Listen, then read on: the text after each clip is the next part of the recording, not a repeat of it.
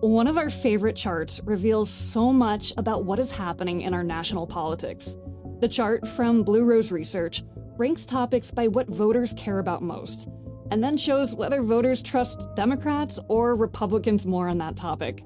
Things like artificial intelligence and student debt were rated as fairly low importance, with voters slightly favoring Republicans on those topics. On topics like Medicare and healthcare, which were rated as medium to high importance, voters trusted Democrats more.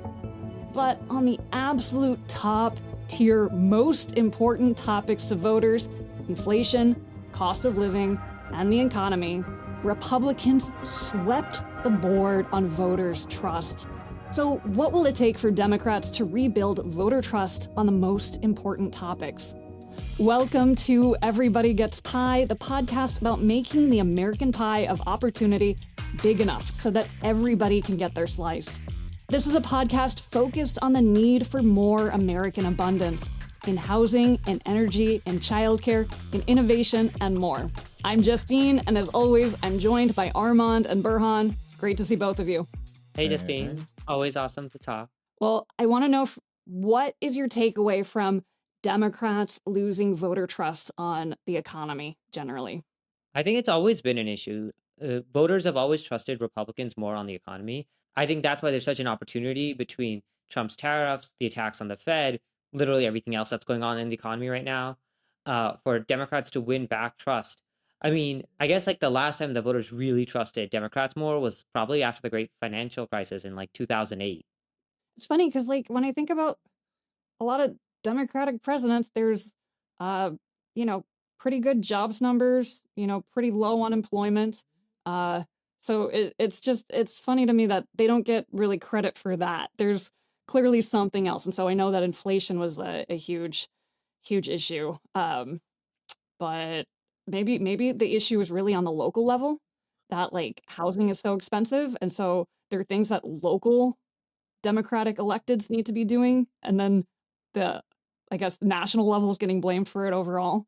I think one thing you see on this chart in general, like if you look at like climate change, like even people who probably vote conservative will like admit like, yeah, Democrats care a lot more about climate change. And it's something that like Senator Gallego really sort of talked about is it's not just about how you actually govern, it's about how you talk to people and where you say your priorities lie. And I think for a long time, Democrats, you know, we come across as like the compassionate party that values things like mental well-being and healthcare. And Republicans make a strong point of saying like we really care about dollars and cents. We're not soft, we're not namby-pamby or whatever. And like Senator Gallego said, like we feel a little bit weird about saying like we're going to help you get rich. And even if the fact is that like Donald Trump is not helping you get rich, he's at least out there saying like I want to make you better off materially. And Democrats have a lot of like I don't know, a little bit of weirdness around that of like, oh, like it's kind of crass to say like we're going to help you get rich and get a big truck and stuff like that.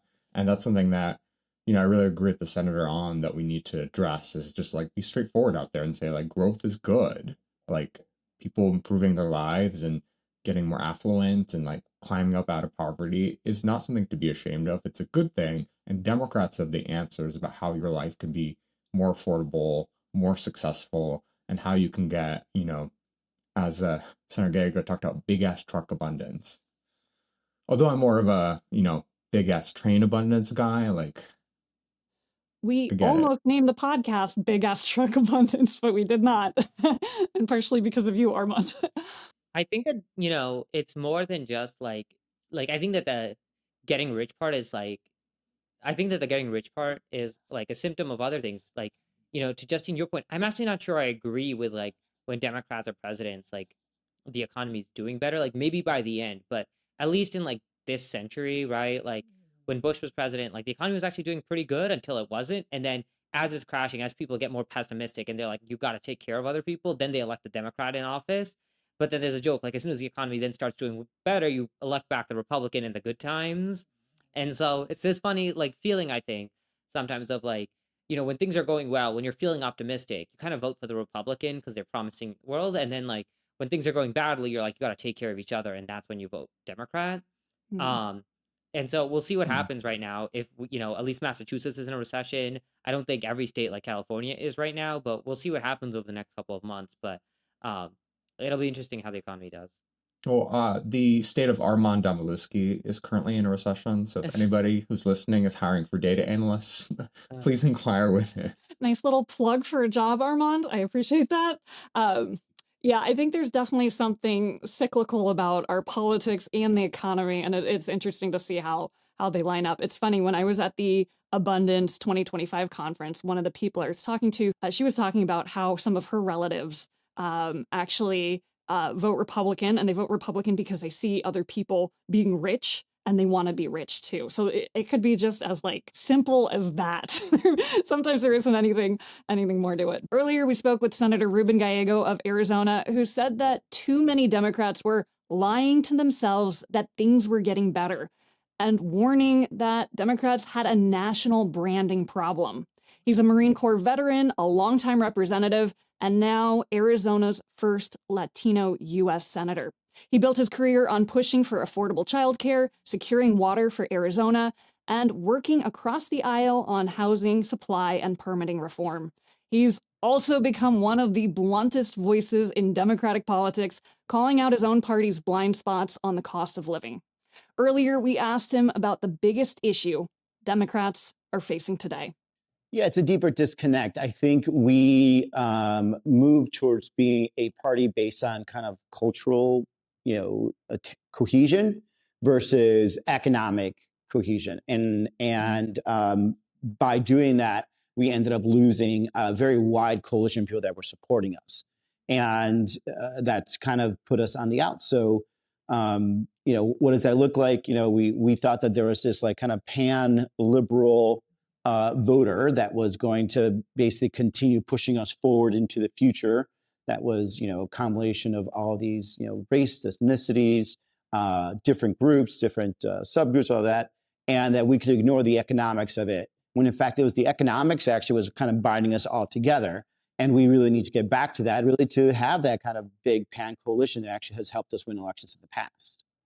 Great. So, when we think about like the economic issues that bring us together, the biggest thing on the budget lines of so many families is housing, right? Sure. You've said in part, that the housing crisis is overregulation on our part, some is the market, some is zoning. If housing is the single biggest cost for families, like what do you think that Democrats need to do differently to lower costs? Everything. We need to look at everything possible and throw out any old preconceived notions and self rules that we should put on ourselves and figure out how to change it, change the trajectory. Right now, if we don't change what's going to happen, the generation of people that are a little younger than me are going to be the poorest generation in the history of America since the turn of the 19th century, really since World War II. People are putting off having kids, starting businesses. The average age of the first-time home buyer is 38. They're not creating generational wealth.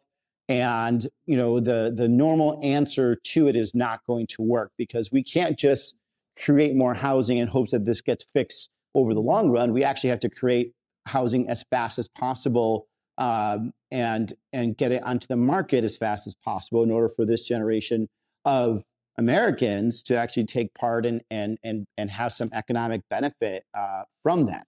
And so, what does that look like? I'm a big advocate of turning over all federal buildings and making sure that our federal buildings have some level of affordable housing, not just for rent, but also for buying. The 2-bedroom, 3-bedroom condos. So, first-time home buyers, people under the age of 40 is what I would prefer, have an opportunity to get into houses. We need to reduce what you need for your first-time home buyer loan, your FHA loan. Right now, it's about 3.5%. Reduce that to 1%, right? With classes if you want to improve your credit. We need to push more support for subsidized housing, for affordable housing, LIHTC housing. Tons and tons of things that we need to be doing, and a lot of it we're not doing. We're not moving fast enough, and we're not really moving with a sense of urgency, which is what we really need to be doing. Senator, you introduced a piece of legislation with Senator Tom Tillis called the Housing Supply Expansion Act about the manufactured Manufactured housing. homes and sort of Yeah. reporting that. Yeah, I was wondering if you could tell us more about that.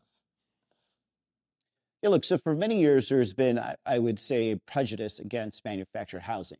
Some of it is because there's this old idea that it's, not as good as other types of housing. But back to my thesis of you need to get housing as fast as possible on the market, and especially for first-time homebuyers, manufactured housing can be one of the things that fills that void.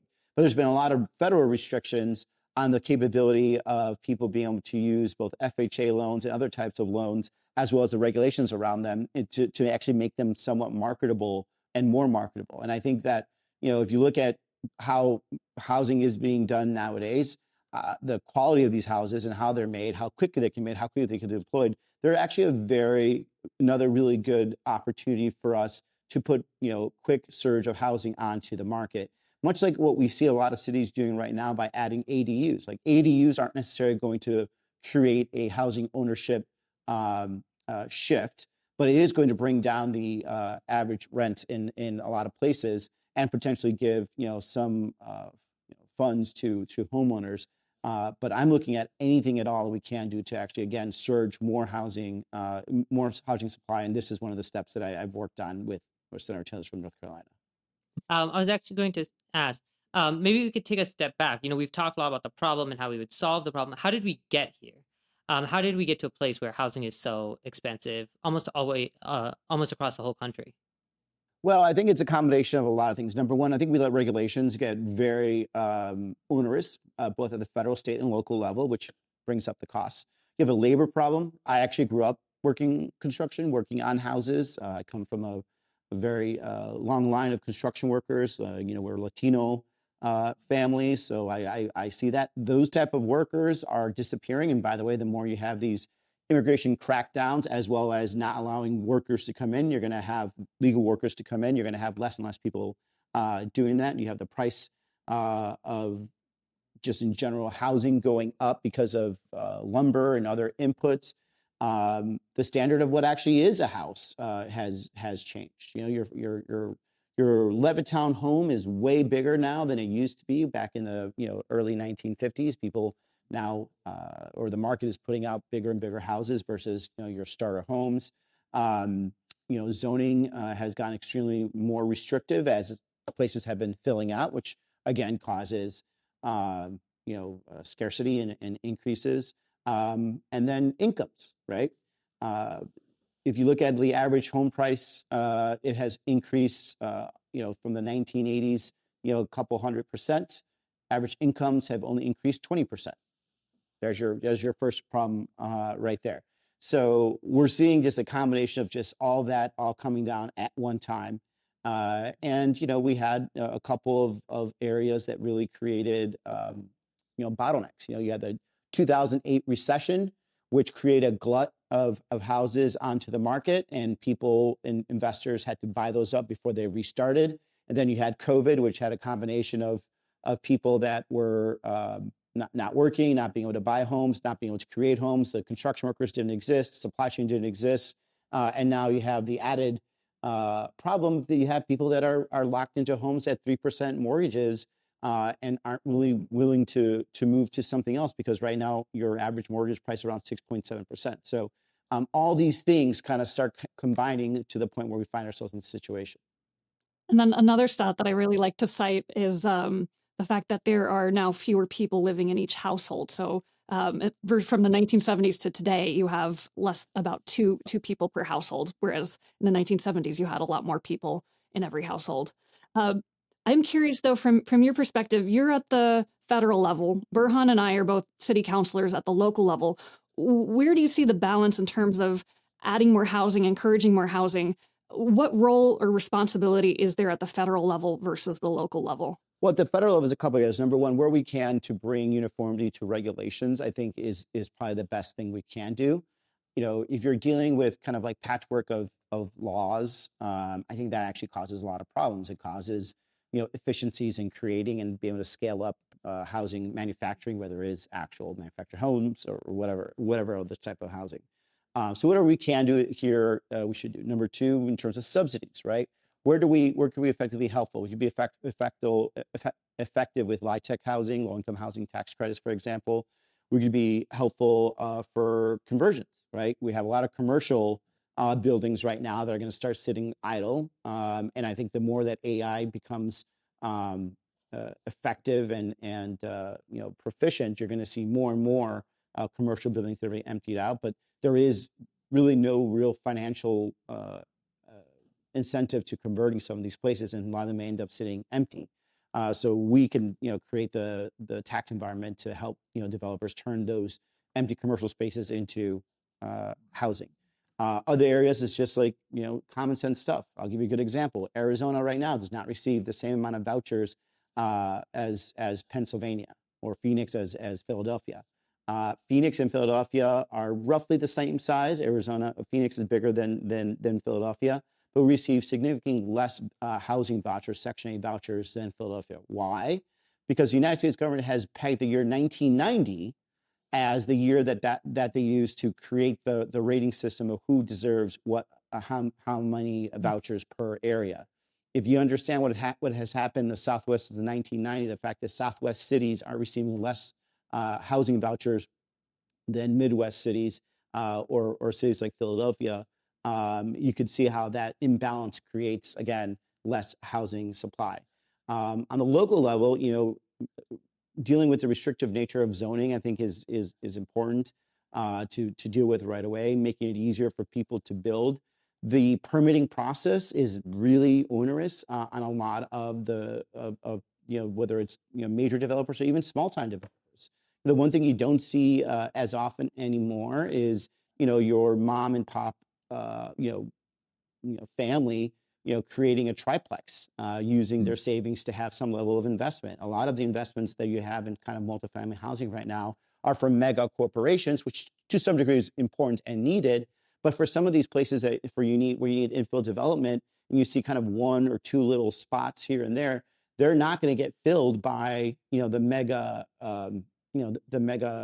companies. This is where the mom and pop or the family that wants to have a retirement vehicle could be able to fill that.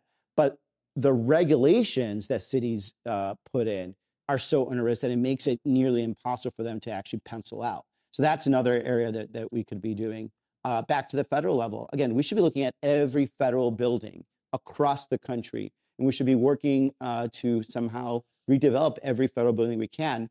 And in that sense, there should be affordable housing for sale to first-time home buyers there, as well as looking at federal land near cities that have no cultural or environmental significance, and turning those over to mass density affordable housing. And again, that creates more opportunity. It creates more supply. And if you can do it as fast as humanly possible, I think it'd be greatly appreciated to a lot of people that want to buy homes. We're all YIMBYs here, but obviously we're very supportive of building housing. But one thing I've heard a lot, and I think especially to a senator from Arizona would be a great question to hear an answer to, is like the concerns about water. You've talked about water investments for Arizona. When people come to you and say, we can't build more housing because we're really worried about the water, what do you say to them? Most of the housing that's being turbined in Arizona is going from farmland to housing. Housing is actually significantly more better in terms of water conservation than farming.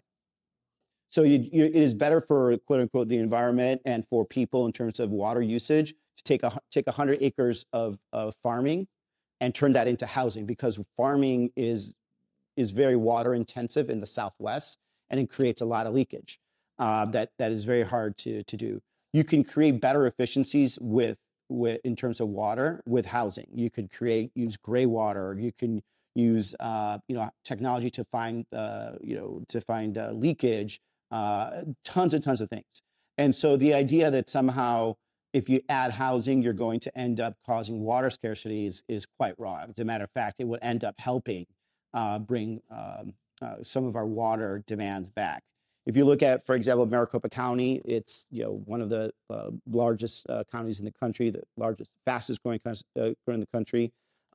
Most of the problems that happen with water in Maricopa County are in the outer areas that are largely farming. It's within the city limits and within the urban areas, that we tend not to have problems because we have a 100-year water plan demand. In order for you to build anything, you have to show where there's going to be 100 years worth of water.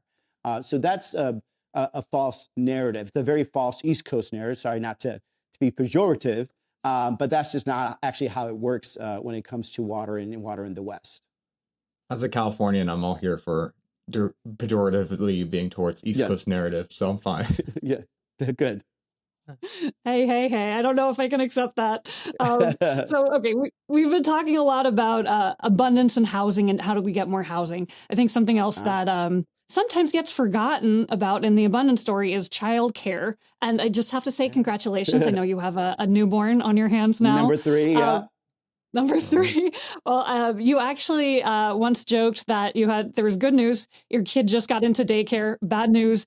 That daycare would be it would be literally less expensive to send her to ASU than to keep her in Yes. daycare. Beyond subsidies, what does an abundance agenda for childcare look like? Especially when, you can have manufactured homes that make housing cheaper, but daycare is very dependent on human labor. So what does an abundance agenda look like for childcare in that scenario? Well, some of it is, number one, is on the labor side. We have a great pool of people that if we could train to come into the workforce, it could actually bring some of the costs down. I think it's ridiculous that if you're middle to upper middle class, you can actually get affordable childcare through the au pair system. But if you don't have enough room to actually put somebody in your house and give them, pay a fee of $10,000 to a private service, you're going to end up paying more than the upper middle class family, right? But that is a system that is used by a lot of well-to-do families right now, and they end up paying more affordable. They end up getting more affordable childcare than the family that's working hard, right? So why not open something like that up where people can sponsor families or sponsor someone to come in and take care of their families, right? Why not have two families get together and sponsor somebody who is certified by the federal government, trained by some third party, and they could come and work, and obviously would have labor standards, everything else like that for that person. But now you have families that are able to continue to receive benefits. Childcare can also come in very different forms. I think we are too narrowly focused on just giving childcare on the idea that you're going to a physical site where there's going to be four teachers, and there's going to be 6 kids per staff, and there's going to be a standard. Like, why not work with nonprofits? Why not work with churches? Why not work with even stay-at-home moms who maybe want to make, or dads who want to maybe make a little more money by taking care of that neighborhood kid? And there's where you have a good scenario where the family can be given some money. There could be a direct subsidy from the federal government. And by the way, as AI is going to displace a lot of workers, that may be one of the most important things we can do, is to pay parents to stay home and be parents instead of trying to go out and find low-wage work that's not going to be beneficial. We're not really thinking about childcare enough into the points of how many ways we can be fixing this. We only kind of are very much focused on one scenario and one scenario only. When right now, my biggest consternation when I'm talking to businessmen and businesswomen, they tell me that they have a tough time finding childcare, and I said, well, how much do you contribute to a person's childcare? Well, and most of the time they'll say nothing to me, and I say, well, how much do you contribute to their retirement? And they'll tell me, that they usually are giving a couple $1,000s per year to that person's retirement. If you don't understand a young family's stress right now, that young family right now can't really even think about retirement because they're so stressed out about putting their kids into childcare for 3 to 4 years. These businesses need to, and this is where government needs to be more effective to incentivize it, need to figure out how to have the flexibility that maybe for the first 3 years of their employees' life with their young ones, that they'll actually contribute more to the childcare aspect than to the retirement aspect. And right now, they think about the world in a very linear way, and not understanding the dynamic situation that these families are in.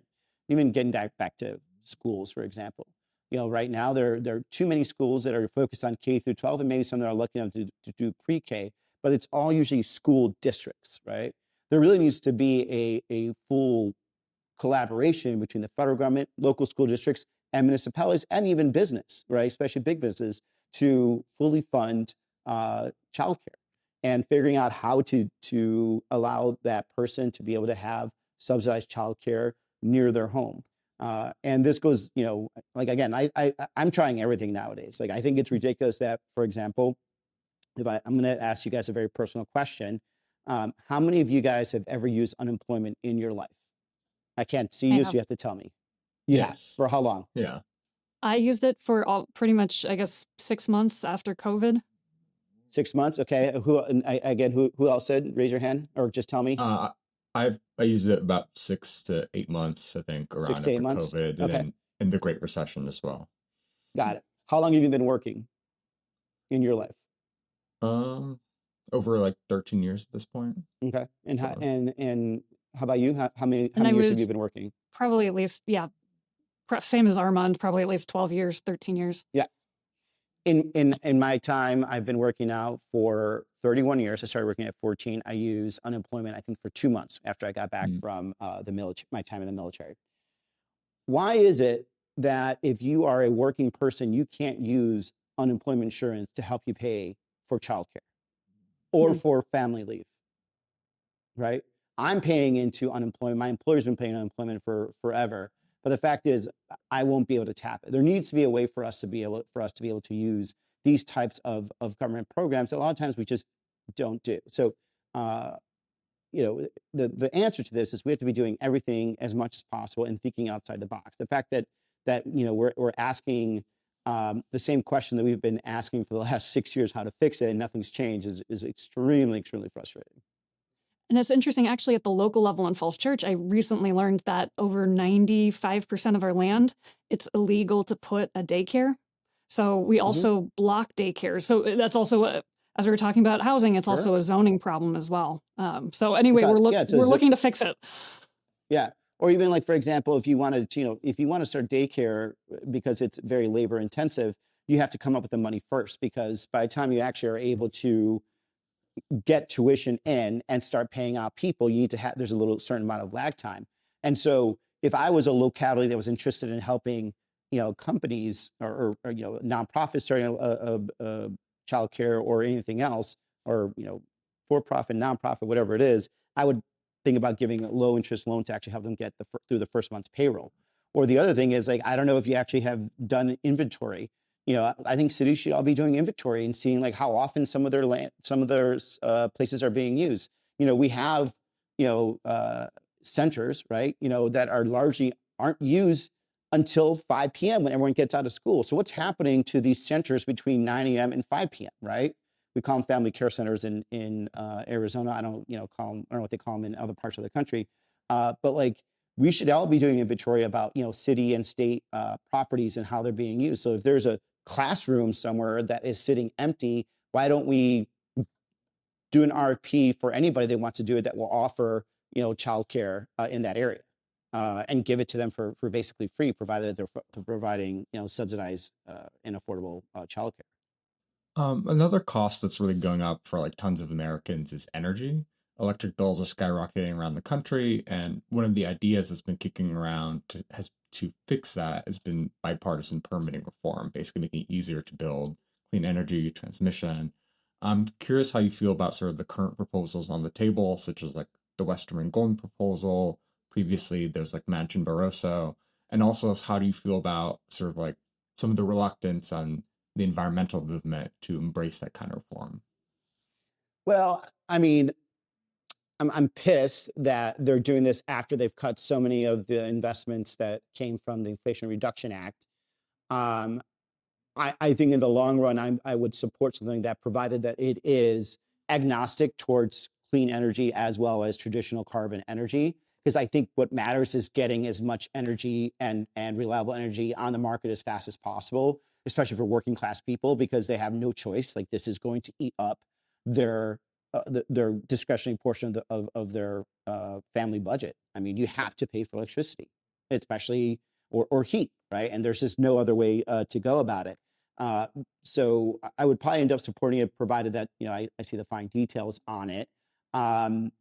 I do think that in general, the environmental position, I think it has to be, I think we have to figure out where this is coming from, because I think there's a degrowth position from environmentalists that I just don't think is realistic, and nor where the American public is. They want to have reliable energy. They want to continue growing the economy. They want to continue to grow their personal checkbooks. And so any type of environmental regulation that's designed to be degrowth versus actual sustainable growth, I think is just not going to be viable. That's not a viable position. I also think that there's lessons that we're learning. Like, if you look at what's happening in China right now, China is quickly decarbonizing. They're quickly decarbonizing using renewable energy. We should be doing that too. There's a lot of places in this country that we are now literally taking down windmills because the president has just decided he doesn't like the sight of them. But that is very safe and reliable energy. I also think that we should be looking at, making sure we're looking through our regulations and seeing that we're making it viable for nuclear to come back. I think, one of the things that we could be doing to respond to the demand and growth that's happening from AI and will continue to grow is to make sure that we're able to bring, quickly renewable energies onto the market, nuclear energy back onto the market. We can't do that right now. It takes forever, but it's probably one of the best ways for us to ensure that we have carbon-free electricity that is, reliable, that you could scale up, that will really meet the growing demand of energy. Right now, you have people from both the left and the right that don't want to see the full implementation of a good nuclear energy policy, even though there's some really good advances when it comes to nuclear energy, for example, small modular reactors. And because we're falling behind on all of this, you see countries like Russia and China that are actually starting to lead the front and are going to end up creating some of the technologies of the future that are going to be, spreading throughout the world, because we're still, dealing in our kind of old ways of dealing with nuclear energy regulation. I think in reference to sort of what you were saying about the president shutting down like a wind farm, one that's basically almost done, one argument I've heard for clean energy sort of permitting form is that it removes the president's discretion and ability to use like these arbitrary rules. We tend to think of it as like the classic story is often like some nonprofit group might sue, but it's also true that these same rules are being used by the president of the United States to shut down windmills just because, like you said, he doesn't like them. Yeah, I mean, the process should be, it should avoid the politics of it. It should also avoid the politics of NIMBYism when it comes to this kind of stuff. You have seen people weaponize environmental regulations on this or sentiment. For example, I came out against the president shutting down the windmill the offshore windmills that they're building I think it's off Connecticut or Rhode Island. I can't quite remember. And the one thing that, the president said, and then even some of those little MAGA trolls said was like, oh, now you don't care about whales, because these things are killing whales. Well, statistically, that's not the case. But, they're going to weaponize environmental regulations also do that. So having a process that is quick, again, that's another term, quick, really matters, and it can't be abused. Like the hardest thing to explain to people, Texas is putting more solar onto the grid than Arizona is, than California is. Why is that the case? Well, Texas is 99% private land. There is no federal land in Texas, right, essentially. California also has very few federal lands, but they have CEQA and other regulations that are slowing down the permits. Arizona is 65% federal land, federal and Indian tribal land. And so our flat land, if you want to build solar, has to go through NEPA, and that will take forever. And so because of that, we aren't even taking fully advantage of large-scale solar power generation in Arizona compared to Texas, even though we are more, friendly in when it comes to those types of that type of energy generation from a political standpoint. All right. We're almost at time, so we had a couple of rapid fire questions. Um, Ah, you've said that you're not going to knee-jerk reject Trump's proposal if they help Arizona. Housing and permitting reform have kind of been really interesting because they've gotten a lot of bipartisan traction across the yeah. country, local, state level. I think Senators Scott and Warren have teamed up on a housing bill. What do you think it is that, everything else gets gridlocked in Washington or becomes very partisan across the country, but like housing and to some extent permitting reform really hasn't been so far. Yeah, so I'm the Scott Warren bill that you're talking about. Is I actually have I think 3 or 4 of my bills within that over a housing bill. I'm on the committee and negotiated some of that. The reason why is because it doesn't matter if you go to South Carolina, if you go to Massachusetts, if you go to Arizona, people are saying, I need housing. Like, I'm drowning here. I don't want to live with my parents anymore. I want to start a family. I want to have some self-respect. And that crosses political lines. And, I also think there, there is a new attitude within Democrats where we understand that bureaucracy is not actually a constituency, right? I don't have to answer to bureaucracy. I have to answer to voters. And no voter is going to be pissed at me because I cut some regulations, arbitrary regulations that has nothing to do with them, has nothing to do with their ability to get a home, have stability, or anything of that nature. And so by understanding that, it really allows me to work across the aisle more. And so I think it's going to be the prime drivers. Now, sometimes there is going to be a clash. For example, I am, again, being a Western man, I do believe that there are some lands, federal lands, that could be turned over with a good plan to create more dense housing.